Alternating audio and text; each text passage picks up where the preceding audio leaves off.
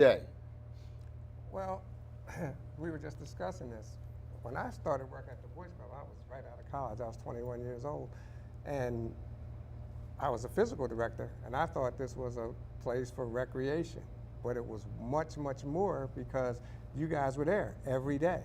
You were there all day, every day. So we had to give you, I thought about this, and I said, well, I have to give these guys a lot more than recreation. So that's what we did. We talked about a lot of things. We tried to set a nice example for them, give them a lot of pride in what they were doing. And it was just different. You know, now it's a Boys and Girls Club. A lot of things, social media has come into play. So a lot of kids are on social media all the time. You know, that's where they spend a lot of their time. So then, you know, guys were down at the club. And it was just a lot of life lessons we tried to teach. Being a physical director, I was in the gym first, but there were a lot of games we played. We didn't just play basketball. We played a lot of different games, and they learned how to be on different teams and, you know, as Mike said, to compete, but how to lose. You know, we never even thought about that much, but when we didn't win all the time, and they had to understand when we don't win, as Mike said, we go back, we get better, we acknowledge this team was better than us that day. But I'll tell you a quick story about Mike, and I've told this story whether I was at Sanford School, whether I was at Howard University. We talked about a team, basketball being a team, everybody working together, and they had a banquet. They used to have those banquets at the end, and I gave out, I think, a sportsmanship award, and I gave out a most valuable player award. And after it was over, Mike came up to me. He was upset. His thought was he should have been the most valuable player. Wayne Parson was the most valuable player. But what Mike said, I never forgot this. He said, you said that this is a team, so nobody should be the most valuable player. And I said, you're right about that. I said, but in this case, I did give the award out, and Wayne was, you know, he was a point guard, I was a point guard. Mike was just as valuable. But having Mike got that message across to me, I've never given out another most valuable player award. I've never given out another one. Kids at Sanford would tell you that. At Howard University, I told them that they wanted to have this big banquet. I said, I'm not doing that. And that was generated from Mike having a conversation, you know, just, and we did. We preached teamwork, and that's what basketball was for me. No player was ever more valuable than another. And that was a long, long time ago, but I always remember that. Mike probably remembers that too. Mike was a lawyer too. He could talk his way in and out. Just so we can set the record straight, it was Dave Rome. Okay, I gave it to Dave. It was Dave Rome. Dave Rome. Parsons, my boy, I love him to death. But the MVP was Dave. Dave Rome MVP'd every time. He was that good. So let me ask you, anybody could jump in. How many, if you can number, how many successful youth have come out of the Boys Club? Well, I mean, because and then I want to include you because now your era was the Boys and Girls Club. It was never growing up. When I was growing up, it was never a Boys and Girls Club. They had a Girls Club, but the Boys Club was strictly for boys. I won't have anything against female, period. It's just the fact I thought maybe during the Boys Club years and during those special years like that, boys should be around boys growing up. I think somewhere, and this is just my opinion, somewhere along the line, when it became the Boys and Girls Club, it kind of took the focus off of boys becoming men, you know. Mr. Johnson, or can I call you Rich? Can I call you Rich? Yeah. Okay. Well, as far as you want me to question about the number, if there is a number, Okay. I'm sure. Man, it's a number you wouldn't believe. I couldn't even begin to tell you how many guys were from the Boys Club, because you can look at the police, firemen, all different aspects. We cover the whole, you know, it's just too many to tell you. But getting to interject what you're talking about as far as the girls, that's a good point. At that time, we didn't really want the girls or the boys to miscegenate, okay? And we thought that if the girls club staff from the girls club had come to the boys club, I think it would work better. But for the boys club to have girls come, and then our staff, they really weren't qualified to deal with those girls, to me. But I think if they had, you know, did a combined effort, both, I think it would have been successful. Okay. And then one other thing I wanted to tell you, but you know, what Jack was talking about earlier, as far as the most valuable, what we used to do, this is after Jack left. For instance, if you would come to tutoring, okay, you got a trophy like this for coming to tutor. Mm-hmm. If you had intramurals, same size trophy. Basketball, same size trophy. Swimming, same size trophy. First place only first. Because we didn't want to overemphasize one sport. You know, like the guys, you know, like some organizations, they were getting a 6-foot trophy for karate, but someone for academics, they were getting a certificate. So we just wanted them to know that everyone was important. So, you know, we adopted that. So. Awesome. Those are some good old days, and in light of what's going on in our community, the Boys Club was a very special place, especially for me. Do you think right now that Jackson Street Boys Club should be closed? I already know the answer to that. But here's my question regarding Jackson Street Boys Club. I'm trying to raise $1 million at $1 at a time to open that Boys Club up, and you know, if it's going to be the Boys Club of America, it's going to be the Boys and Girls Club of America.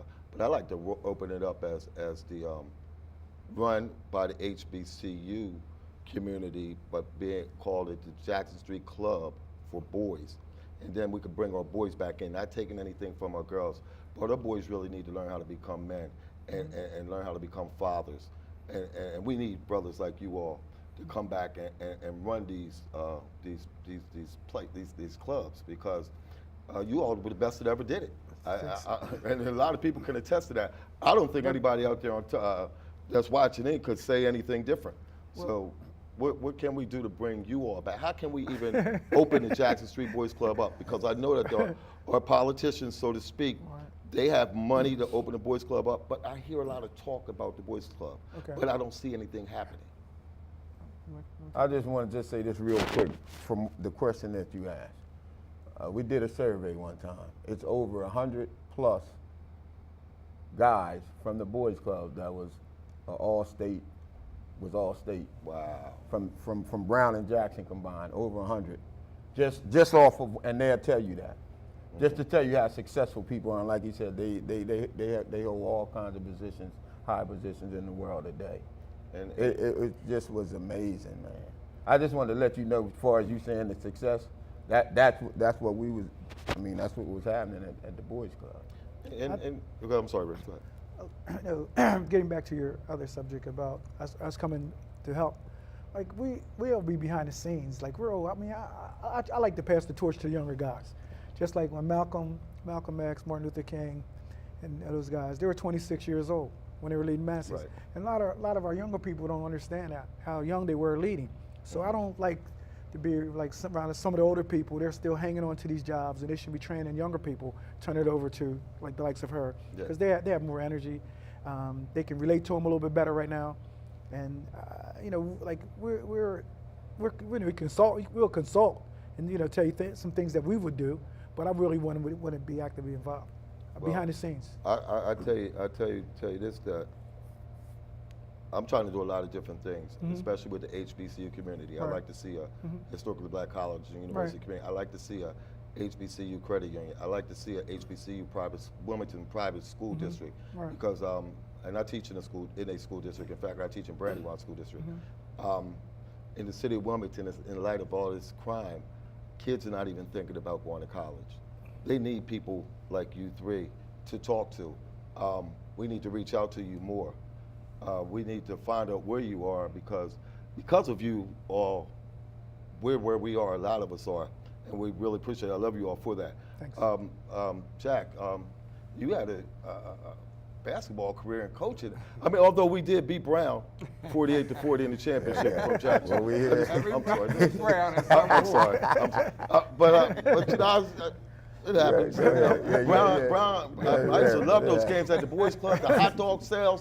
You know, we used to come out saying Cougars. You know, if you know me, I'm telling you. And Brown used to come out loud. The Twins, Devin and Darren. I'm not talking about Mark and Marcel. I'm talking about Devin and Darren, Jeffrey Light, and all those guys. And you know, you still see these guys, man. They're doing well. Right.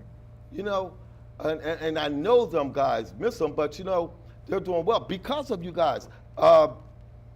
But you coach basketball, you coached at Brown, then you went on to coach college. Can you tell me a little bit about your college career? Well, after I left Brown, I coached at Sanford, which I really enjoyed.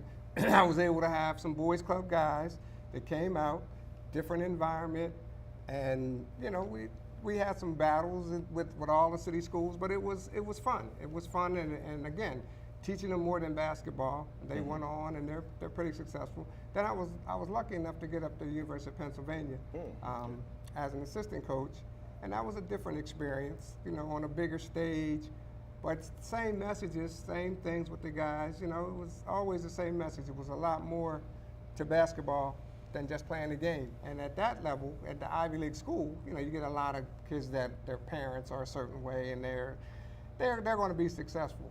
But what I enjoyed probably more than anything was at Howard University. I really, really enjoyed that. Going down to coaching at Howard, that was something I had always wanted to do. I either wanted to coach at Howard or Dal State or wherever, so I was fortunate enough to go to Howard. And that was challenging, it was fun, and I would run into guys that from the boys club or at different places. I ran into Pick, who played at Jackson Street. He was in South Carolina. We played South Carolina State. He was there. First TV show I was on, Wayne Parsons' son called in. His son called in and was talking about what Wayne had told him about me and Brown Boys Club. So it was really interesting. But you know, I was lucky. I was very, very lucky to do the things that I wanted to do. And as far as giving back, like Rich said, that's what I wanted to do, because when I grew up, we couldn't go to the boys club. You never probably realized that. We had to go to the YMCA, the Walnut Street Y is where I went. And the boys club, I think Rich was probably a part of a group that started having black kids go to the club, right? You were in that with, well, some of my friends, when you were a certain age and you were an African American, you couldn't go to the boys club. They tried to get you at an early age, so you figure if they get you at an early age where you condition, you won't be any problems, because it was that racist back then. Okay, so I used to tease them, like later on when I was director of the boys club. I said, I remember when you guys didn't let me in. Now I'm the boss. I'm running everything right now. See what I mean? So always, I mean, Jack and I have always been this way. For instance, I remember like when we were younger, we stood for things. I remember when Martin Luther King's birthday, they went up in the boys club. Joe and I said, I'm not coming to work today. So you're not coming to work? I said, I'm not coming to work. This is Martin Luther King's birthday. Right, you know, right. Should be a holiday. Well, if you know what that said, I tell you what, I come to work 4th of July, all right? But I'm not working today.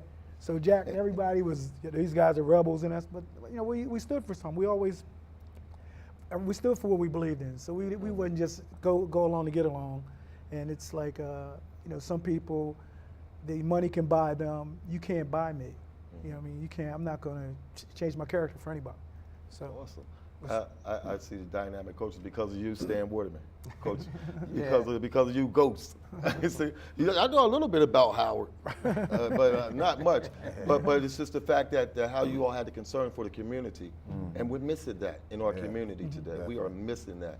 We're missing people that genuinely care, you know, or have a genuine concern about our community. I'm not saying that there are individuals that do not, but if it is. They have a way of showing it, but I don't see it. You know, our kids need to go to college. Our kids need to go to college. In fact, They do. you have to be 2 times as good. You know, I had to have a master's degree as opposed to kids that have bachelor's degrees. You know, in the school district. You know, so you got to be really good. You have to be on, as they call it, your A game. We need people like you, and I'm gonna keep stressing that. Because the city of Wilmington needs to know this. No one's opening up the Jackson Street Boys Club. Why?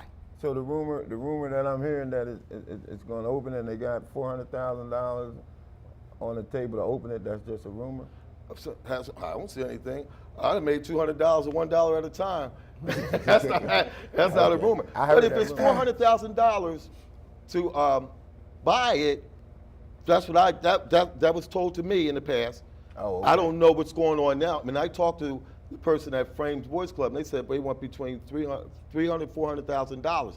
I don't know. That may have changed, but this is in the past. But I understand there's politicians out there today with finances that can really open it, and they keep talking about it needs all this work. Well, when is the work going to start?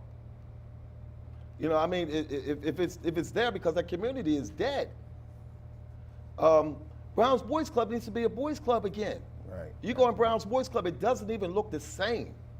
You know, and all the hard work that's been put into these clubs. I remember Brown before they built the new club, the old Brown. Yeah.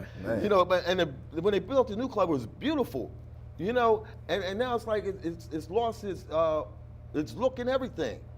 You know, so I'm just curious, how can we and how can we really get this boys club open, get Jackson Street back open? How can we start getting HBCU community in Wilmington? Can you help me out with this, Aaron? How can we build an HBCU community in Wilmington? Well, I think that I don't know nothing about a boys club. By the time I was born, it was boys and girls. And I grew up in Jackson Street Boys and Girls Club. But I think one of the major things is one of my mentors was Mr. Andre, and he was I don't know what you would call his role, but he was like my instructor at Jackson Street. And to this day, I can call Mr. Andre and ask him for anything, and he'll support 100%. And he taught life skills. I don't think that a lot of schools and a lot of these programs teach life skills, and he really taught us about life. And I think that was important. He made us do current events. I used to hate reading the newspaper, but he would make us read the newspaper, and to this day, I understand the importance of reading a newspaper, but I also think back then when Mr. Andre was doing it, he did it because he genuinely cared. These days, people do it so that they can take a picture and put it on Facebook. So I think it's a difference. So when they were doing it, the only way that you knew that they were doing it is if you were in Brown's Boys and Girls Club or Jackson Street or Frames. You didn't see pictures of them on Instagram and Facebook, you know, taking kids and doing whatever you was doing with them. So I think that a lot of times nowadays everybody does it to prove a point, but they're not doing it because they really want to do it. So if no cameras are around, people aren't doing it. So if no press is at Jackson Street Boys and Girls Club, then it's not going to be done. And I also think that if the people, when you listen to people like these guys up here talk, it just empowers you and motivates you to go have it come back how it was when I was growing up, and how important it was for people to care about us and that weren't our parents. So we appreciate people like them because I never knew why the Boys and Girls Club wasn't black people, because I never seen anything but black people. So I guess that has to do with them, because I didn't, you know, that's where we went. I didn't think black people went to the Y, so I'm just learning that today. So I think I think it's phenomenal, but I think that younger people need to hear the story and be appreciative of what we have and stop taking things for granted. Yeah, and that's definitely truth. I'm just excited about our community, and in light of what we see in the community or what we hear about the community, it's still a community. We need to really band together and become together and work together in spite of how we feel about each other. We need to work together to build our community. We're hurting. People are not listening to our mayor. People have they have their views about what's going on in the city of Wilmington. I know that these people, they have good hearts. Maybe the way it's being displayed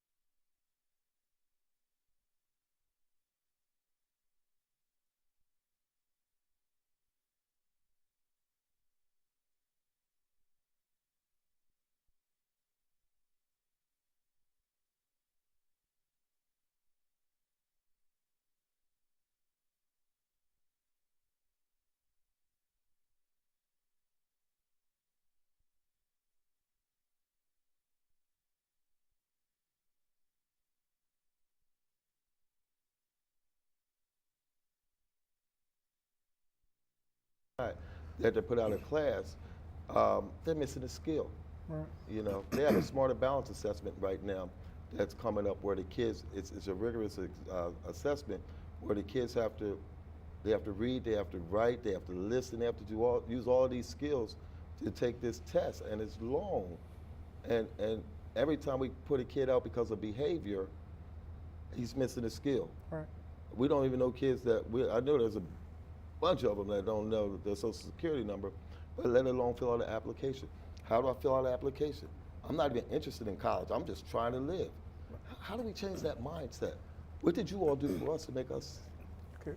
Wash, I think that, I mean, I was at West Center City earlier.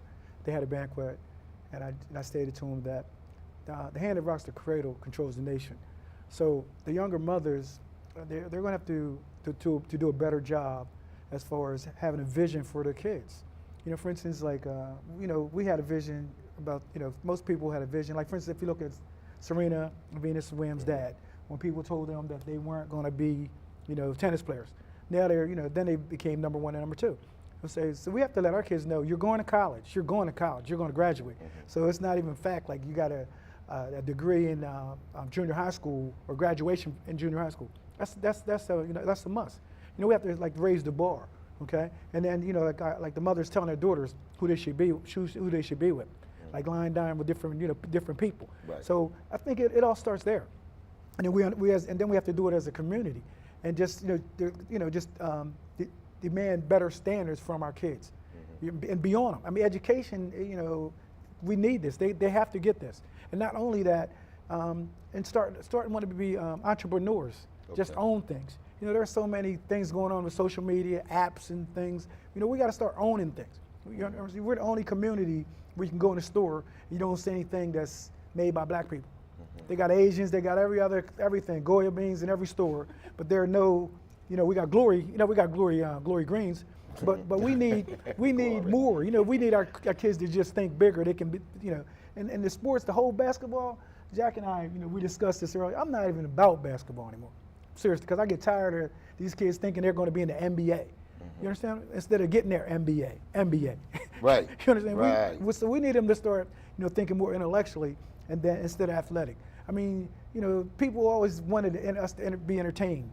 You know, they want us to entertain athletics, this music, rap music, things that aren't important. And we need to have our kids be serious and forget all about this entertainment thing. Okay? They always wanted us to entertain when we came over in a slave ship. They want us to dance. You know, so we know we don't need to be doing that anymore. We need to be serious. All right. But one of the things, though, Steve, that's your father brought you to the Boys Club. Mike just told you about his family. That was what was different then. We were supplemental to the family. The families trusted us with their boys. We gave them a positive message. And the message that we always gave them was to be successful at something. We wanted you to be successful. It didn't matter. If you went to college, fine. If you didn't, be successful. We told them about all types of jobs, working for the federal government, whether maybe the military fit a few people. We told them the pros and cons of things. Right. But the idea was to be a successful African-American man. But their families trusted us. You have to deal with that family structure because they were going home to their families, whether it were two parents or one parent, and they said, okay, you go to the Boys Club, and they trusted us. So we've got to, as Rich says, the families have got to be accountable and decide that they want something more for their kids, and then as teachers or recreation workers or whatever, you know, we have to give them the right message to set an example. Okay. One of the things that I like to see happen with what I'm doing with the HBCU, trying to build a community so we could bring some of this HBCU flavor here as it is down south. Bring our bands here so our schools could see the bands because our bands, you know. Yeah. But not only that, just trying to generate a lot of scholarship money, or generate money where we're getting back to community. I was at a barbershop where I get my hair cut, and I appreciate you guys at the official cuts because what you all do, they're going to give me, or it's not written yet, but they're talking about 0.2% of their earnings to go to a HBCU scholarship, and in that scholarship, it's going to be called the barbershop scholarship for a kid that's in college. That's great. I'm gonna go to the hair salons and ask them for the same thing, because really our community should be impacted by the Right. support of each other Right. and one another. And then it builds a trust. We don't trust anybody anymore. don't. I We thank don't. God for you all. I thank you. We I don't. thank you all for coming to the show. Is there any other I can say this information to that you you want to as add? far as I'm concerned, because it's been a vision. And God giving me this vision, He been giving me this vision, and I know it's going to happen. I'm willing, I'm down in South Florida, man, and it's beautiful. But whatever, if I'm needed in this city of Wilmington, I'm willing to pack and come back home and give them everything I got. Now the mayor and the government, I see they running around in different spots the last couple months trying to figure this thing out. Seems like you got one of the answers. I don't understand. They need to understand what we saying right now, Yes, sir. and it can be successful. Yeah, it was very interesting to me how we talk about education in Wilmington. It was a college career fair last Saturday at the Powell on Market Street. And it was interesting to me that the Parks and Recreation or Youth and Family Division, they were there, but I didn't see the support of our council members. I didn't see our mayor there. And I'm sure they're busy, but just to show up, especially when we talk about education and careers and our youth in the city of Wilmington. But it's going to be changed. I know in the Bible it said, in the beginning there was light. I didn't hear anything about saying there was an end. I did hear that it was changed though, so it's going to be the beginning, and now it's going to be changed. Because if there's no good change, it just doesn't make good sense. If you don't talk about good change and sense. But at any rate, I appreciate you. I thank you all for coming on to the show. We'll do this again and talk some more. I definitely will be reaching out to you all because I need you all. The community needs you all. And I think this is a start. So at this time, I just want to say thank you for tuning into the HBCU Delaware Talks. We'll see you again on next month, the third Thursday of the month. By the way, we do organize the HBCU Delaware Coalition Incorporated meet and greet at the Westin Hotel every third Friday. So if you get an opportunity to come on out tomorrow, come on. We are here to stay, and we're going to impact this community. Thank you, and God bless you.